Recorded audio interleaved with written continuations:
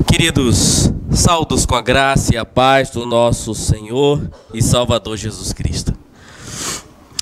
Nós encerramos a nossa exposição no livro de Provérbios, isto na semana passada, e antes de nós adentrarmos a nossa próxima série de exposições na carta de Paulo aos Colossenses, nós iremos meditar hoje na segunda carta de Paulo aos Coríntios, no capítulo 12, dos versos de 1 a 10.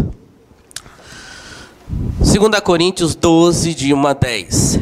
Desde já eu peço desculpa aos irmãos, porque desde a semana passada eu estou com bastante incômodo na garganta. E este final de semana, o nariz, a rinite muito forte que eu tenho. Então, se sair uma tosse aí de vez em quando, uma fungada, né, por favor, você perdoe este pastor que vos fala. Segunda carta de Paulo aos Coríntios 12, de 1 a 10.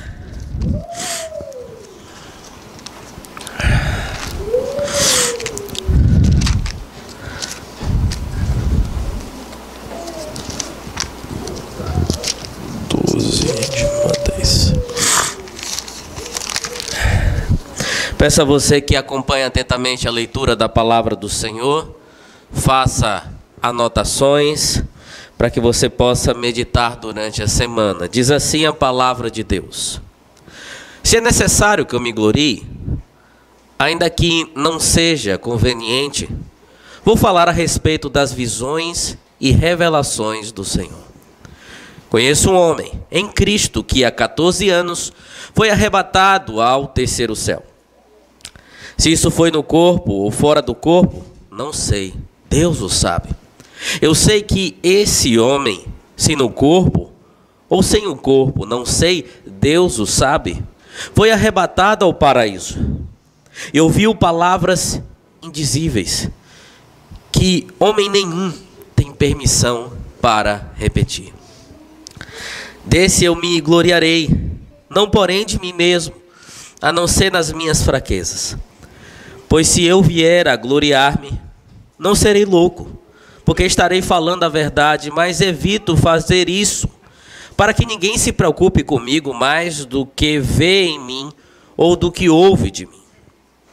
E, para que eu não ficasse orgulhoso com a grandeza das revelações, foi-me posto um espinho na carne, mensageiro de Satanás, para me esbofetear a fim de que eu não me exalte. 3 vezes pedi ao Senhor que o afastasse de mim. Então ele me disse: a minha graça é o que basta para você, porque o poder se aperfeiçoa na fraqueza. De boa vontade, pois, mais me gloriarei nas fraquezas, para que sobre mim repouse o poder de Cristo. Por isso, sinto prazer nas fraquezas, nos insultos, nas privações, nas perseguições, nas angústias, por amor de Cristo. Porque quando sou fraco, então é que sou forte. Vamos orar mais uma vez, pedindo a misericórdia do Senhor para que, por meio da ação divina, compreendamos nesta noite mais uma vez uma porção das Sagradas Escrituras. Ó soberano Senhor, Deus Trino, nós o louvamos pela oportunidade de cultuá-lo, de exaltá-lo, de engrandecê-lo. Nós o louvamos porque nos encontramos, ó Deus, diante da tua presença como teu povo, para render a ti aquilo que lhe é devido. Senhor, e também temos o privilégio de, no culto a ti, ouvirmos a exposição da tua palavra. Portanto, ó Deus, nós suplicamos neste momento que o Senhor possa nos conduzir ao verdadeiro entendimento desta porção. Ó Deus, porque nós sabemos que nenhuma eloquência humana, nenhum desenvolvimento, ó Deus, que seja extraído de uma boa exegese, ou qualquer outra coisa que provenha principalmente, ó Deus, do ser humano, é capaz de aplicar com eficácia a palavra no coração. Mas é o teu Espírito, por meio da tua graça, compaixão e misericórdia, que o faz. Portanto, nós confiamos em ti e suplicamos a ti, para que a compreendamos, ó Deus, e isso nos leve abandonar qualquer espécie de vanglória que haja no nosso coração. De maneira errônea, ó Deus, usar a tua lei, a tua palavra, o teu evangelho, a vida que o Senhor nos deu para nos colocarmos como superiores. Ou queremos nos apresentar como pessoas mais especiais do que o nosso próximo. Mas mostra-nos que seguir ao Senhor é sinônimo de fraqueza, ó Deus, de nos apresentarmos diante de Ti como pessoas que são unicamente dependentes do Senhor. Porque o poder do Senhor se aperfeiçoa naqueles que de fato entendem quem realmente são e o quanto precisam de Ti. Ajuda-nos pelos méritos de Cristo Salvador. Amém. Meus queridos, é comum que no encontro entre familiares, quando você encontra parentes, seja em reunião de pessoas que se encontram apenas uma vez no ano, pessoas que estão espalhadas aí por todo o Brasil ou outros lugares do mundo, ou até mesmo pessoas que residem na mesma cidade, mas não se vê com tanta frequência e às vezes dizem, vamos fazer um churrascão. Mas é verdade que em meio a essas situações, e eu creio que você já, ou se não viu, já participou de uma situação semelhante ao que irei falar agora, a gente percebe que um primo, um tio, um pai, uma mãe, começa às vezes a se gabar de alguma coisa perante os outros. Seja uma experiência de uma viagem para um lugar mais longe, mais especial, para o exterior, ou alguém começa a contar as vanglórias do trabalho, o quanto tem sido bem sucedido a sua área profissional e o quanto levou a ganhar mais e a ter mais. E assim sucessivamente a gente vê um querendo se sobrepor ao outro, contar uma história que venha a trazer uma espécie de vantagem perante o outro. E por mais que às vezes alguém diga assim, não, a gente não se importa com isso, sempre tem um primo que fica ali, nossa, né? Minha mãe vai dizer agora que eu sou um vagabundo, enquanto meu primo é trabalhador. Lá em casa vão dizer que eu deveria estar no mesmo patamar daquele outro. Por que que não eu? Por que que eu estou nessa vida? E assim vai. No momento em que se coloca de forma vangloriosa, outras pessoas também se rebaixam e aí é aquela confusão toda. E o que está por detrás disso? A briga é para saber quem é mais. Quem é mais importante, quem tem mais, quem foi mais longe, quem é mais digno de louvor por parte dos familiares. E a gente sabe que isso acontece porque onde existe pecado, existe esse tipo de coisa. Afinal, um dos frutos do pecado do coração é o orgulho. É também a vaidade. Porém, queridos, infelizmente, muitos utilizam desse mesmo artifício de vangloriar-se por certas coisas, utilizando erroneamente o evangelho do Senhor.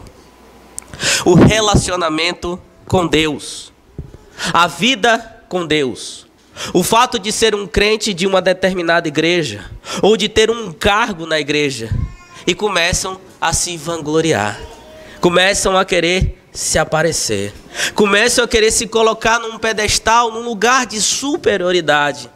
Mas, meus irmãos, não é assim que o crente deve se portar. Isso é anômalo ao verdadeiro povo de Deus.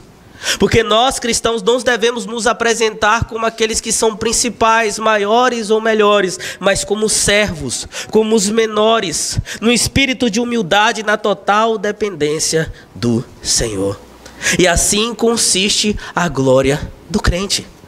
Colocar os outros acima de si e não usar as coisas de Deus como vanglória pessoal e pura vaidade. E é exatamente isso que este texto que nós acabamos de ler nos ensinará um pouco mais nesta noite. Nós aprenderemos que nós, queridos, não devemos nos gloriar nesse tipo de coisa, mas acima de tudo na graça e na misericórdia do Senhor Deus Todo-Poderoso. Meus irmãos, um dos principais motivos que levou Paulo a escrever esta carta, a sua segunda carta aos Coríntios, foi para defender a legitimidade do seu ministério. E por que que Paulo o faz? Pois haviam aqueles que questionavam sua autoridade como apóstolo e zombavam também das fraquezas de Paulo como um homem doente, debilitado por tudo que passou, até mesmo pelo nome de Cristo Jesus. E esse texto, queridos, que acabamos de ler, constitui uma parte importante da resposta de Paulo àqueles que sarcasticamente ele mesmo chama de superapóstolos. Aqueles que estavam questionando quem Paulo era, o seu ministério, a sua validade diante de Deus e também para a igreja, no caso a igreja em Corinto. E através das palavras de Paulo aqui que o texto irá responder para nós a seguinte pergunta: em que consiste a verdadeira glória do cristão? Em que consiste a verdadeira glória do cristão, a verdadeira exaltação do cristão? E na primeira parte, queridos, especificamente dos versos 1 a 6, nós vemos que não consiste em vangloriar-se.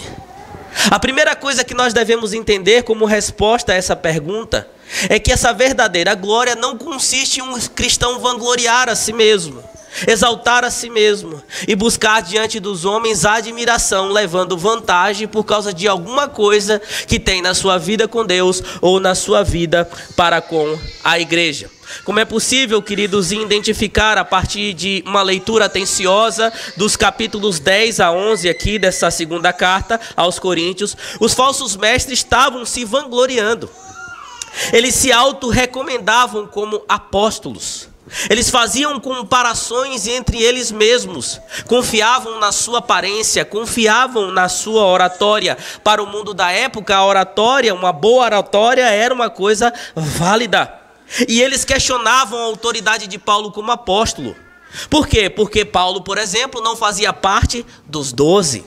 Paulo foi chamado posteriormente. Lembre-se que Paulo não caminhou com Cristo Jesus, mas quando Paulo estava a caminho de Damasco para estar sendo consciente e perseguidor daquilo que acontecia com os cristãos de maneira terrível, onde muitos eram encarcerados e mortos, e Paulo consentia nisso, o Senhor Deus o leva à humilhação.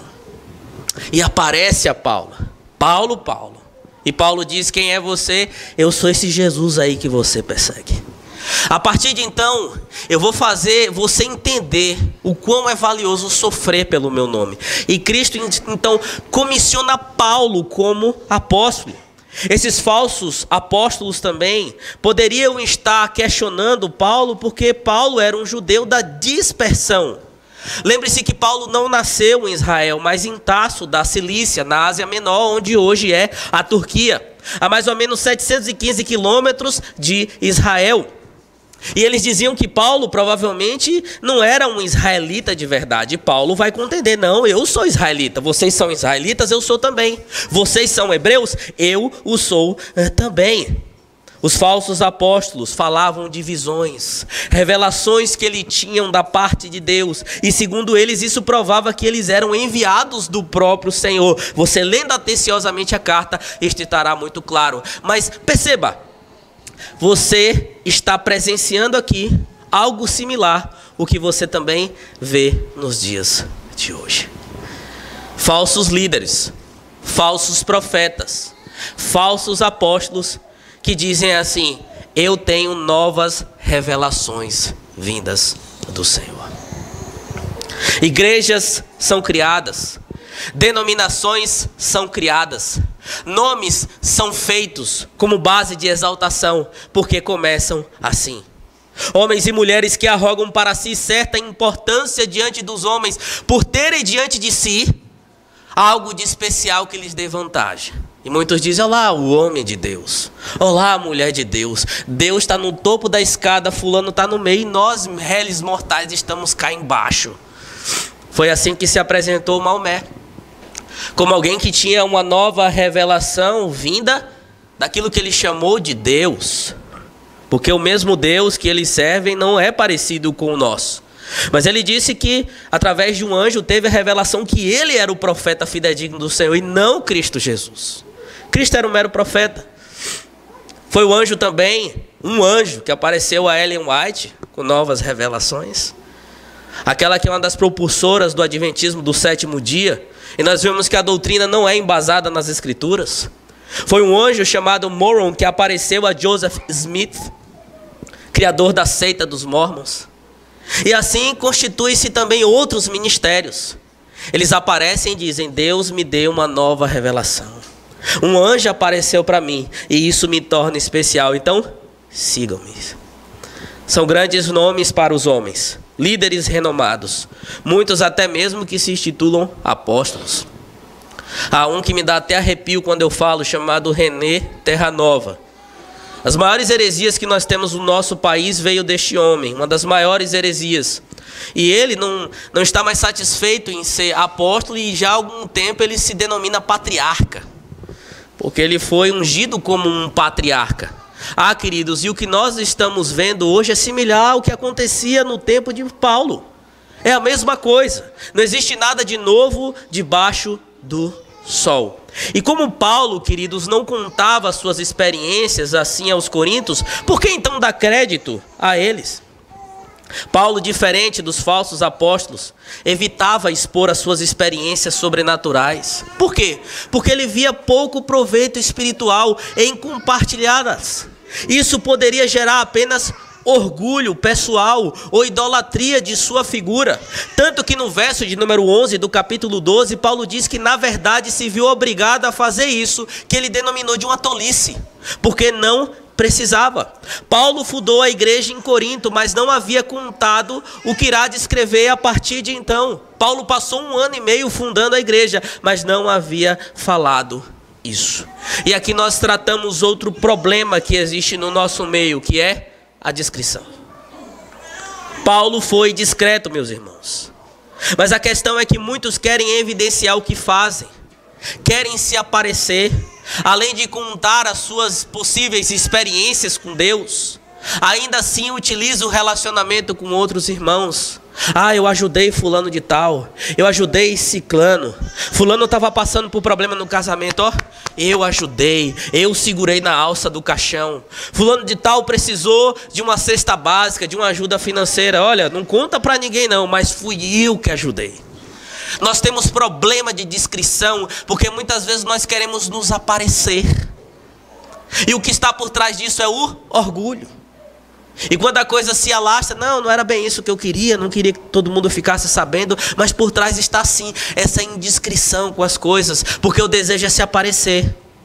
Mas por causa disso, mesmo sabendo que não era algo proveitoso, Paulo conta uma experiência sobrenatural que aconteceu com ele. Os falsos apóstolos diziam: nós tivemos experiências diferenciadas com Deus. Aí Paulo fala assim: ah, é? Então tá bom, vamos ver qual é melhor, vamos ver qual é mais especial.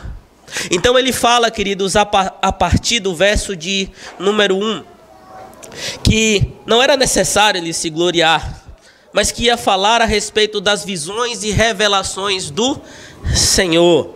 Visões e revelações do Senhor aqui não são coisas excludentes, mas equivalentes. Na língua grega seria como visões que são revelações e revelações que são visões. São coisas unidas, intrínsecas, e coisas dadas de forma sobrenatural pelo Senhor, antes vistas, por exemplo, nos patriarcas, nos reis e profetas. E nos tempos de Paulo, dada aos verdadeiros apóstolos, quando certa vez acontecia frequentemente, por exemplo, no livro de Atos. Deus trazia revelações, até porque foram os apóstolos também que compuseram o Novo Testamento. Agora, queridos, algo que não é necessário para nós aqui, antes de adentrarmos de fato o que Paulo está dizendo hoje, é que nós venhamos a buscar novas revelações também do Senhor. Por quê? Porque tudo que nós precisamos da parte de Deus já está nas Sagradas Escrituras. Aqui já está a plena vontade de Deus, a plena revelação do Senhor. O reverendo Paulo Brasil observou que buscar novas revelações de Deus é dizer que as Escrituras são insuficientes, porque a palavra de Deus já está completa aqui, e nós precisamos disso aqui. Mas Paulo, ele fala que ele passou por um arrebatamento. O que isso significa? Ser tomado sobrenaturalmente de um lugar para o outro. Ele começa com uma questão retórica: conheço um homem, se no corpo ou fora do corpo, não sei.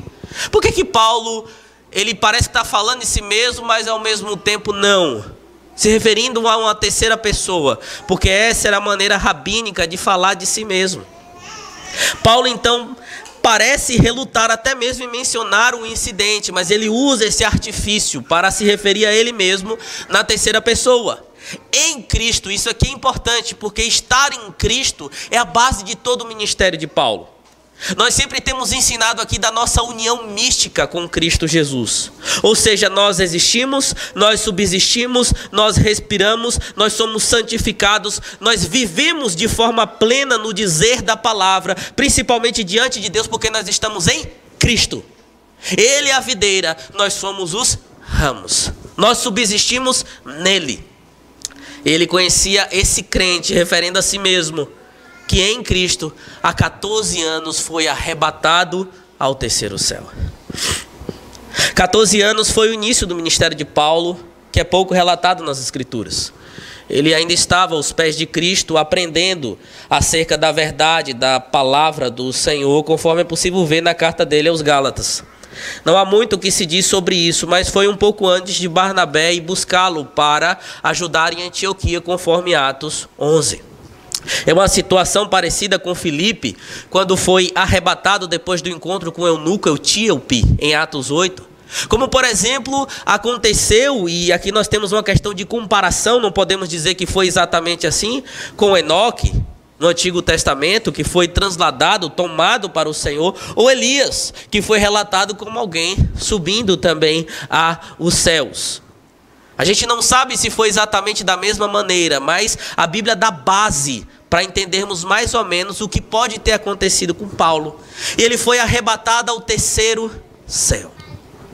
Isso é importante porque é outra forma rabínica de se referir ao lugar majestoso da habitação do Senhor. No verso 4, Paulo fala de paraíso. E esse termo aqui era o mesmo utilizado no Antigo Testamento de forma equivalente para se referir ao Éden.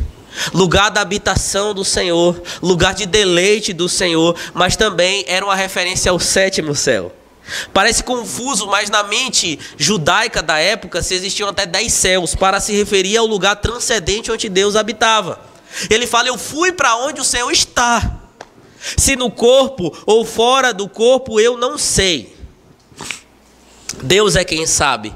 Veja que ele repete a mesma coisa nos versos 2 e 3. É um paralelismo literário para dar ênfase. É a duplicação da frase que mostra a incerteza, mas a essência da experiência. Para mostrar a quebra de orgulho. Eu não sei. Os outros poderiam dizer assim: eu sei o que é. Paulo está dizendo: eu não sei. E essa repetição é intencional, para mostrar que apesar de não saber, a experiência foi real. E ele ouviu palavras inefáveis.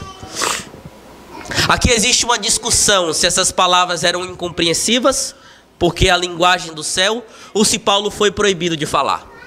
É mais aceitável em termos linguísticos, talvez olhar e dizer que foi o próprio Senhor que disse a Paulo: não diga o que você viu aqui.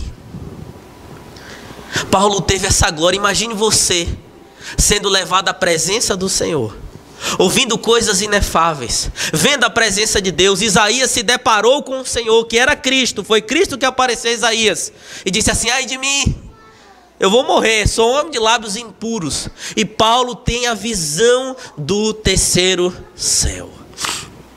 Observe, é importante isso porque você tem que aprender a ler as Escrituras como ela é. O verso 4 complementa aquilo que foi levantado no verso de número 1. Se é necessário, então recebam isso aqui: foi arrebatado ao terceiro céu. Fui arrebatado ao terceiro céu. É uma espécie de inclusio do verso 1 ao 4. Queridos, também nós temos aqui os versos 5 e 6 que diz o seguinte: desse eu me gloriarei, não porém de mim mesmo, a não ser nas minhas fraquezas. Pois se eu vier a gloriar-me, não serei louco, porque estarei falando a verdade, mas evito fazer isso para que ninguém se preocupe comigo mais do que em mim ou do que ouve de mim. Paulo distingue duas coisas aqui: o homem que teve a experiência com Cristo, que poderia se gloriar, mas ele volta à sua essência, que é uma essência de humildade. Ele fala: mais de mim mesmo, né? Eu só vou me gloriar nas minhas fraquezas. Ele vai explicar mais à frente o que isso significa. Mas ele deixa claro que a identidade dele não está nas visões, não está na vanglória, Não está no poder, no fato de ser apóstolo, mas de ser dependente de Jesus. Paulo poderia falar dessas experiências sem mentir, mas prefere não fazer como os outros faziam. Ele evita que a igreja o exalte com base em suas revelações. Olá, Paulo, que foi ao terceiro céu. Ele quer apenas ser reconhecido pelo seu caráter cristão, por se parecer com Cristo Jesus, e isso mostra a sua humildade enquanto apóstolo do Senhor. Queridos, e aqui trazendo mais aplicações: vida com Deus, experiências até lícitas e verdadeiras com Deus, e eu falo de coisas que a palavra dão base, como experiência com Deus, não é para se gabar, não é para se vangloriar. O chamado que Deus te deu, a função que você tem dentro da igreja, o que Deus usa você para fazer, não é para que você se vanglorie. Paulo não era um gabola, e nós também não devemos ser. Agora, é estranho falar isso nos nossos dias, queridos, porque parece ser meio estranho diante da forma que os crentes de hoje no nosso país estão se apresentando, até mesmo na igreja diante de Deus. Vai se gabar de quê? Eu só vou à igreja uma vez por semana. Uma vez por mês. Eu só vou consumir como se a igreja fosse uma espécie de shopping, um lugar de desencargo de consciência, uma base para eu colocar e refletir os meus anseios religiosos, e somente isso. Eu não sirvo em nada, eu não me envolvo com nada, mas eu vou lá, afinal eu sou o crente da igreja tal. É disso que vão se gabar? Eu dou o dízimo, e isso já é suficiente. Eu não quero me envolver com ninguém da igreja, eu não quero auxiliar nenhuma pessoa, eu não quero sentir a dor, eu não quero discipular, eu não quero pastorear. Eu já faço minha parte, tá bom. Porque infelizmente isso que eu acabei de falar reflete a igreja moderna que nós temos hoje. E muitas pessoas estão se portando assim.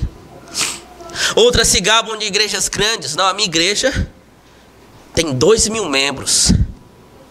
A minha igreja está cheia de gente. A minha igreja é uma igreja muito conhecida. O prédio da minha igreja é maior, tem mais estrutura, é melhor, tem isso, tem aquilo.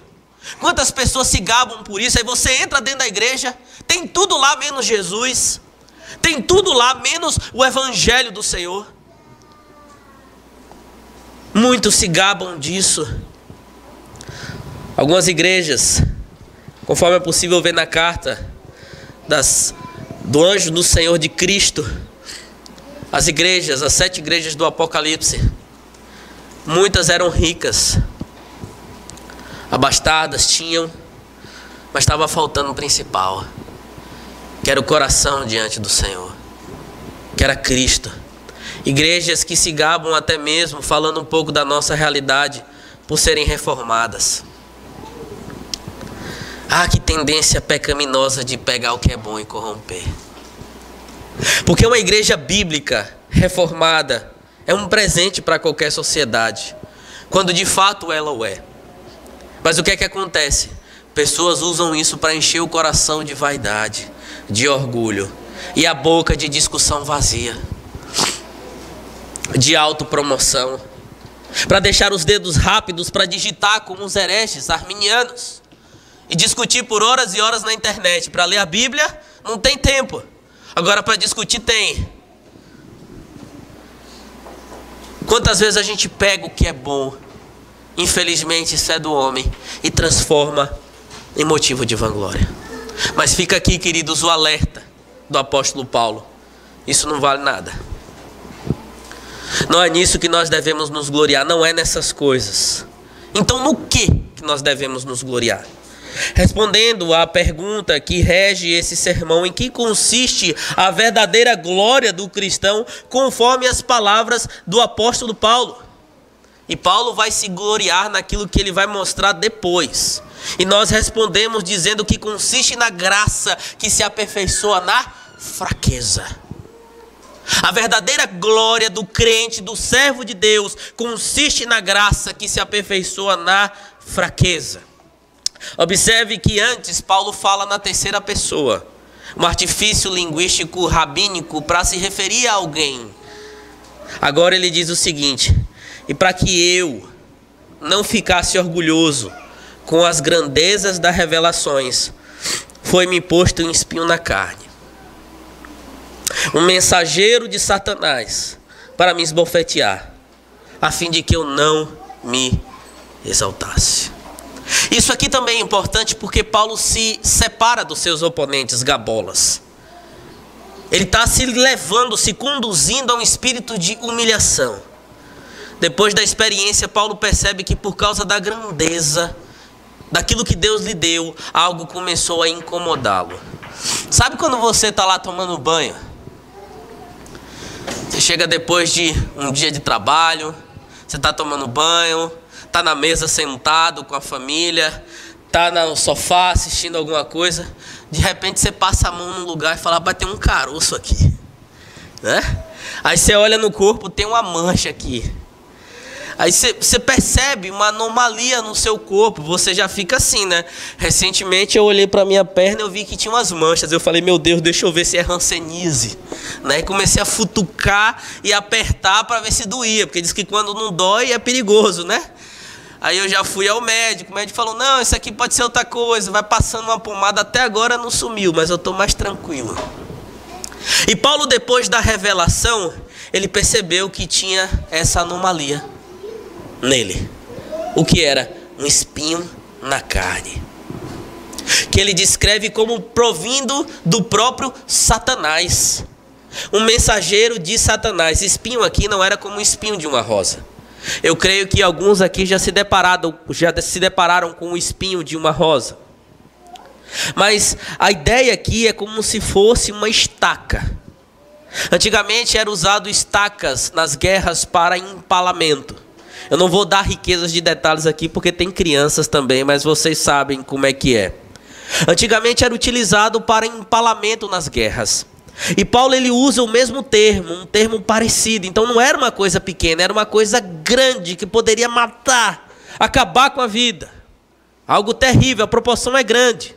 E ele diz que estava na sua carne. Paulo, quando ele fala de carne em suas cartas, ele tanto está falando do corpo físico, e outras vezes ele se refere à natureza.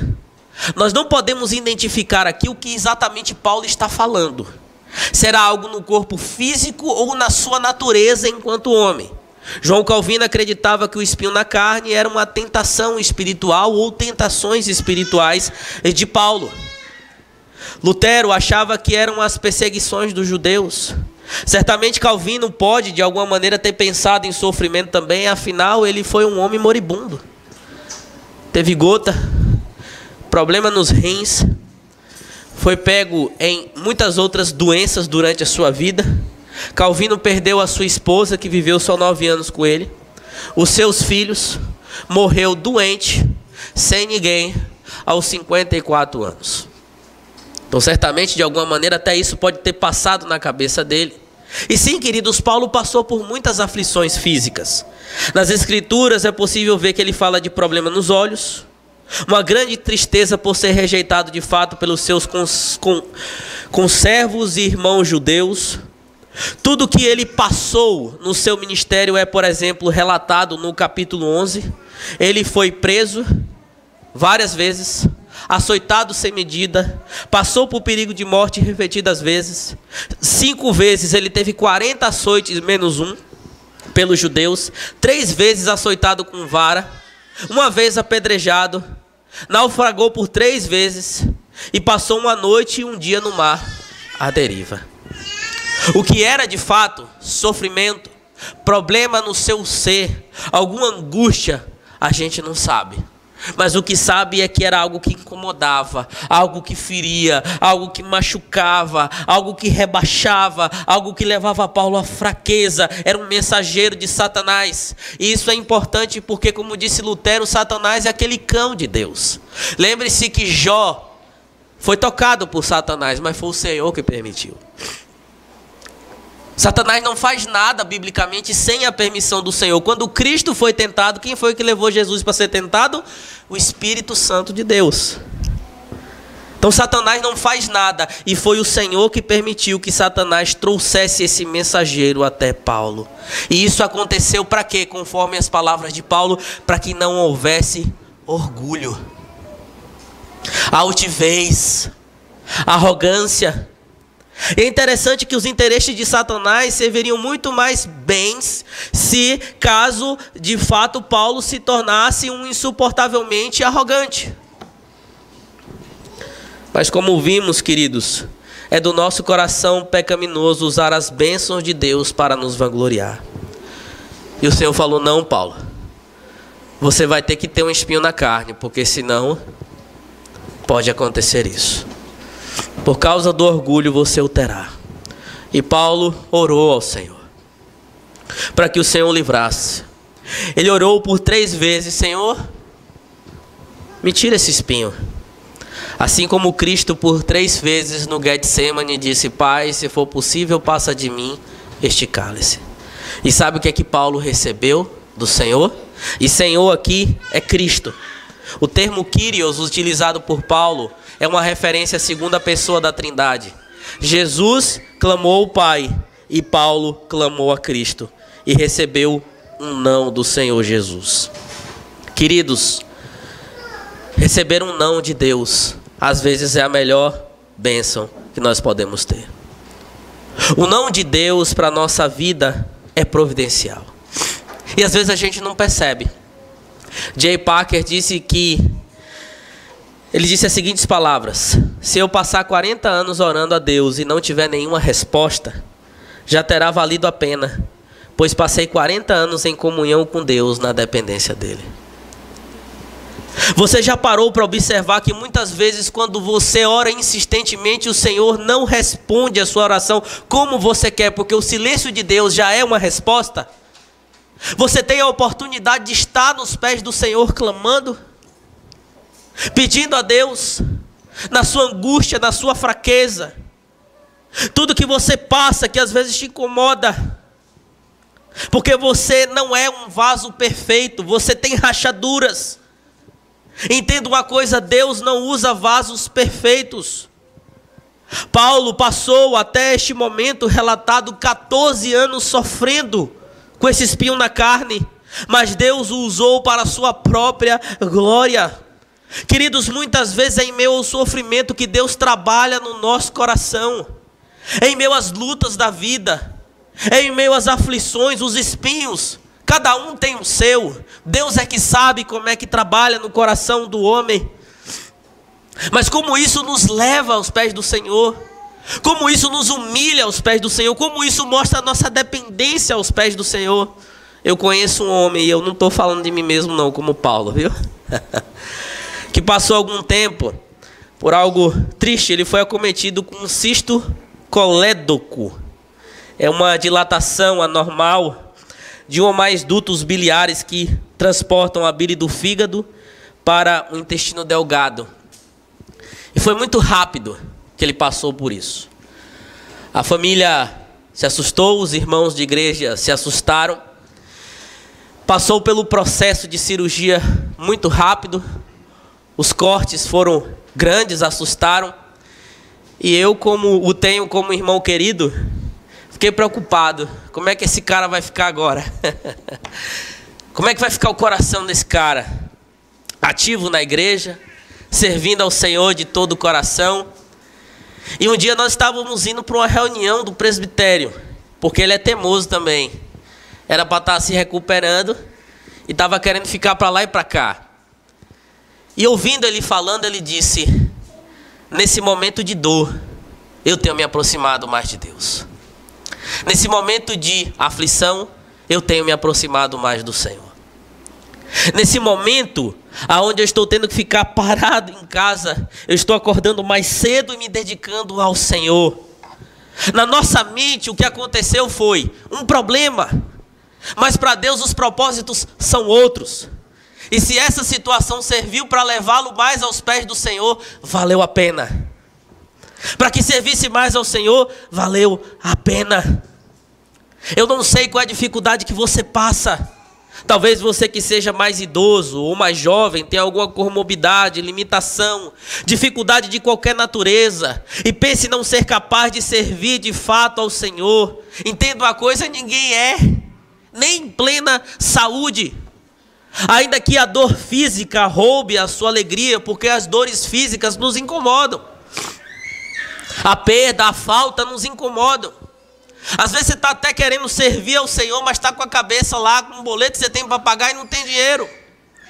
Muitas são as dificuldades, mas saiba que o Senhor, por misericórdia, trabalha no coração daqueles que se vê como necessitados dEle. Não importa o que você passe, porque é o Senhor que trabalha em você, por meio de você, para a glória dEle. Então não importa a limitação, não importa o que você esteja sofrendo, vá para os pés do Senhor. Paulo foi, e sabe o que é que ele ouviu? Não, Paulo, eu não vou tirar de você o espinho. Minha graça te basta. A minha graça te basta porque o meu poder se aperfeiçoa na fraqueza. Ou conforme o texto grego, o meu poder é aperfeiçoado na fraqueza. É um passivo. Você é aperfeiçoado nisso aí. Esse aperfeiçoamento não vem de você, sou eu que dou. A partir disso, entendeu a necessidade de se gloriar apenas nas fraquezas, nas dores e nas injúrias. Paulo disse assim: de boa vontade, pois, mais me gloriarei nas fraquezas, para que sobre mim repouse o poder de Cristo. Por que Paulo se gloriaria nas fraquezas? Porque ele sabia que, reconhecendo quem ele era, repousaria o poder de Cristo sobre ele, e ele encontraria força no próprio Senhor. Porque quando nós somos fracos, aí é que nós somos fortes. Por isso que é estranho pessoas que se colocam como especiais, pessoas que se colocam como aquelas que têm a possibilidade de conseguir favores diante de Deus e assim chamar a atenção do Senhor e receber coisas em trocas como a salvação, dinheiro, poder, isso e aquilo, como se vê hoje sendo vendido nas igrejas. Você faz, você semeia, você tem que cumprir isso aqui, Deus é obrigado a te dar de volta. A glória do verdadeiro crente reside em entender que é alguém fraco, limitado e dependente do Senhor. Os versos de 7 a 10 levam o leitor original a ver que expressar a fraqueza de alguém é a única maneira aceitável de seguir a Cristo em seu serviço. A alternativa é a força baseada na fraqueza. Um tema sem dúvida estranho aos oponentes de Paulo, mas que expressa o coração do evangelho que ele pregava, Cristo Jesus crucificado. Queridos, entendam outra coisa. Quando nós nos colocamos como pessoas que arrogam para si algo especial, se vangloriam de algo especial diante de Deus, isso também é estranho, sabe por quê? Porque Jesus não foi assim. Ele, sendo Deus, não usurpou ser igual a Deus. Antes a si mesmo se esvaziou, assumindo a forma de servo. Ele se humilhou e assim permaneceu até a morte e morte de cruz. E Deus então o exaltou sobremaneira. Ele deu o nome que está acima de todo nome, que todo joelho se dobre no céu, na terra e debaixo da terra. E toda língua confesse que Jesus Cristo é o Senhor, para a glória de Deus. Quem se exalta não reflete Cristo em nada. Quem vive se exaltando sem arrependimento não mostra Cristo em nada. E quem permanece assim não tem a Cristo. Não tem. Porque o cristão de verdade, ele é humilde e se gloria nas fraquezas. Paulo foi curado, pastor? Foi. Como é que você sabe? O que curou ele foi a graça. A graça é o remédio que faz nos esquecer da fraqueza e das nossas limitações. Graça significa favor imerecido. Graça é o reflexo de compaixão, misericórdia, amor pactual que vem diante da fundação dos tempos, que é dado pelo Senhor em Cristo Jesus. A minha graça te basta. O que pode curar a arrogância do meu e do teu coração é a graça do Senhor. O que dá sentido às nossas ações é a graça do Senhor. A cura para todo o mal na nossa vida é a graça do Senhor. Eu já estou encerrando esta mensagem, mas entenda isso: a verdadeira glória do crente, do servo de Deus, consiste na graça que se aperfeiçoa na fraqueza. Então, quando você chega lá no churrasco, no encontro com a família, na reunião, com os colegas de trabalho, já não fala muito de você não. Já não conta muito suas experiências. Não queira aparecer, não queira estar em evidência. Mas se você tem que falar alguma coisa, glorie-se no Senhor Jesus Cristo. Fale de Cristo, pregue Cristo e mostre que somente Cristo dá sentido à vida do homem. Eu estava procurando para pôr na liturgia algum cântico que servisse como resposta a esta mensagem dada por Paulo e que é útil para o povo de Deus até que o Senhor venha, que transforma corações. E nós vamos cantá-la agora, Filipenses, que fala sobre a necessidade de termos os mesmos pensamentos de Cristo e nos gloriarmos em Cristo que mudou a história do nosso ser. Convido você a colocar-se de pé para que cantemos este cântico de forma congregacional, conforme prescrito na ordem de culto.